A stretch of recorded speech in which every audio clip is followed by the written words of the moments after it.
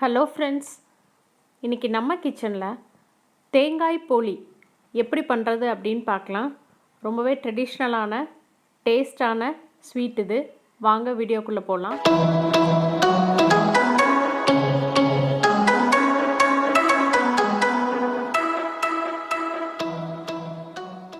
நான் இன்றைக்கி இந்த போலிக்கு 1.5 கப் அளவுக்கு மைதா மாவு எடுத்திருக்கேன்.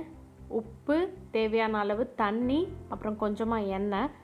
நீங்கள் மைதா மாவு வேண்டாம் அப்படின்னு நினச்சிங்கன்னா கோதுமை மாவு கூட எடுத்துக்கோங்க. ஆனால் மைதா மாவு எப்படி பிசைகிறீங்களோ அதே மாதிரி தான் கோதுமை மாவும் பிசையணும். கொஞ்சமாக உப்பு சேர்த்திக்கோங்க. மேல் மாவுக்கு உப்பு இருந்தால் தான் அது நல்லா டேஸ்ட்டாக இருக்கும். எண்ணெய் 3 டேபிள் ஸ்பூன் அளவுக்கு தேவைப்படும். கொஞ்சம் கொஞ்சமாக நடுவில் ஆட் பண்ணிக்கலாம். தண்ணி ஒரே இதுவாக ஊற்றிடாதீங்க. கொஞ்சம் கொஞ்சமாக கையில் எடுத்து தெளித்து நல்லா சாஃப்டாக இதை நம்ம பிசைஞ்சு எடுத்துக்கலாம். 10லேருந்து 15 நிமிஷம் போல் நல்லாவே பிசைஞ்சு எடுத்துக்கோங்க. அப்போ தான் போலி ரொம்ப சாஃப்டாக வரும். கையில் பிடிச்சிருக்க மாவு நீங்கள் கொஞ்சமாக எண்ணெய் தொட்டு தேய்க்கும்போது இந்த மாதிரி கையில் மாவே இல்லாமல் உங்களுக்கு கிளியராக வந்துடும். இப்படி நல்லா பிசைஞ்சதுக்கப்புறமா நம்ம எந்த அளவுக்கு சாஃப்டாக இருக்குதுன்னு பாருங்கள். இந்தளவுக்கு சாஃப்டான மாவை மேலே லைட்டாக எண்ணெய் தடவி 1லேருந்து 2 மணி நேரம் போல் நம்ம ஊற வச்சிடலாம்.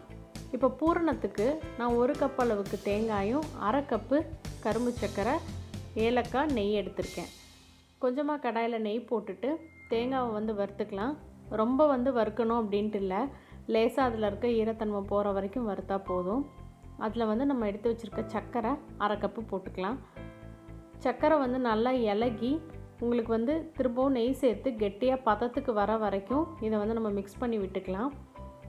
கொஞ்சமாக ஏலக்காய் தூள் தூவிக்கலாம். இப்போ இது நல்லா உங்களுக்கு ட்ரை ஆகி ரெடி ஆகிடுச்சு. இதை ஆற வச்சு உருண்டை பண்ணிக்கலாம். நம்ம உருண்டை பண்ணும் பொழுது உங்களுக்கு கையில் ஒட்டாமல் வரணும். அப்போ தான் சரியான பதமாக இருக்கும். பாருங்கள், உங்களுக்கு எந்தளவுக்கு உருண்டை கையில் சுத்தமாக ஒட்டவே இல்லை.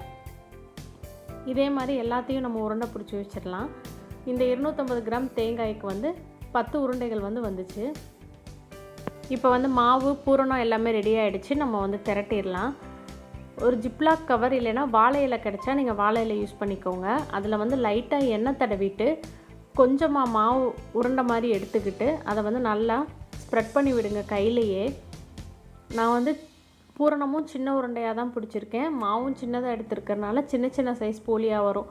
அப்போ வேஸ்ட் பண்ணாமல் ஒன்று எடுத்தாங்க அப்படின்னா ஃபுல்லாக கம்ப்ளீட் பண்ணிடுவாங்க. அதனால் நீங்கள் பெருசாக வேணால் பெருசாக போட்டுக்கோங்க. நடுவில் இதை வச்சுட்டு அது க்ளோஸ் ஆகிற மாதிரி பூரணம் க்ளோஸ் ஆகிற மாதிரி எல்லா இடத்தையுமே நல்லா கவர் பண்ணி விடுங்க, ஓட்டை இல்லாமல். அதுக்கப்புறமா கையில் கொஞ்சமாக எண்ணெய் தடவிக்கிட்டு கையிலே லைட்டாக அமுக்கி எவ்வளோ தூரம் ஸ்ப்ரெட் பண்ண முடியுமோ அந்தளவுக்கு ஸ்ப்ரெட் பண்ணுங்கள். உங்களுக்கு ரொம்ப சன்னமாக வேணும்னா இன்னும் கொஞ்சம் விட்டுக்கோங்க. மொத்தமாக வேணும்னா இந்த அளவில் எடுத்துக்கலாம். இப்போ நான் இன்னொரு மெத்தட் சொல்கிறேன் உங்களுக்கு. இதே மாதிரி மாவு வச்சுட்டு நடுவில் பூரணம் வச்சு எல்லா பக்கமும் க்ளோஸ் பண்ணிவிட்டு அதுக்கப்புறமா நம்ம சப்பாத்தி உருட்டுற கட்டை இருக்குது இல்லைங்களா, அதில் உருட்டிக்கலாம்.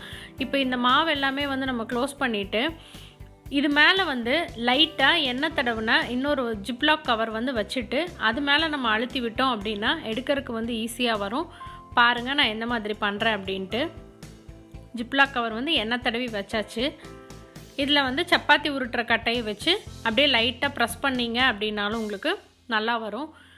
இல்லை பூரி தேய்க்கிற கட்டை இருந்துச்சு அப்படின்னா அதுலேயும் நீங்கள் மேலேயும் கீழேயும் கவர் வச்சுட்டு அழுத்தி எடுத்துக்கலாம். இப்போ இன்னொரு மெத்தடு, நல்லா கையில் ஸ்ப்ரெட் பண்ணி விட்டுட்டு இதில் பூரணம் வச்சு க்ளோஸ் பண்ணிக்கலாம். இப்போ பூரணத்துக்கு உங்களுக்கு ஃபுல்லாக அதுக்குள்ளேயே அழுத்தி விடாமல் எக்ஸஸாக இருக்க மாவை நம்ம எடுத்துட்டு அதுக்கப்புறமா நம்ம அதை திருப்பி ஒரு ரவுண்ட் பால் மாதிரி பண்ணிவிட்டு அதுக்கப்புறமா நம்ம தட்டி எடுத்துக்கலாம். உங்களுக்கு இந்த மாதிரி பண்ணிங்க அப்படின்னா ஷேப் ரொம்ப நல்லாவே வரும். அதாவது ரவுண்ட் ஷேப் நல்லா வரும். பாருங்கள், நல்லா பால் மாதிரி ஆயிடுச்சு. இதை இப்போ கையில் லைட்டாக எண்ணெய் தொட்டுட்டு நம்ம தட்டி எடுத்துக்கலாம். நம்மளோட போலிகள் எல்லாமே ரெடி ஆயிடுச்சு. உங்களுக்கு எந்த மெத்தட் ஈஸியாக இருக்கோ அதை நீங்கள் ஃபாலோ பண்ணிக்கோங்க. பாருங்கள், இந்த பக்கம் இரும்புக்கல் காஞ்சிடுச்சு. போலி போடுறதுக்கு நம்ம நெய் பயன்படுத்திக்கலாம். அப்போ தான் போலியினுடைய டேஸ்ட் ரொம்பவே நல்லா இருக்கும். தீ வந்து எப்போதுமே மிதமான தீயில் வச்சுக்கோங்க. ரொம்ப லோவில் வச்சோம் அப்படின்னாலும் உங்களுக்கு வந்து ரொம்ப ஹார்ட் ஆகிடும் போலி. அதனால் லைட்டாக கருகிற மாதிரி இருந்தால் லோ பண்ணிக்கோங்க. லோ பண்ணிவிட்டு திரும்பவும் வந்து மீடியம்லேயே வச்சுக்கோங்க. அப்போ தான் வந்து போலி உங்களுக்கு ரொம்ப நேரத்துக்கு சாஃப்டாக இருக்கும். பாருங்கள், நம்மளுடைய தேங்காய் போலி, வெள்ளை தேங்காய் போலி வந்து சூப்பராக ரெடி ஆகிடுச்சு. நல்லா சாஃப்டாக வந்திருக்கு. உள்ளுக்குள்ளே ஸ்டஃபிங்கும் வந்து நல்லா இருக்குது.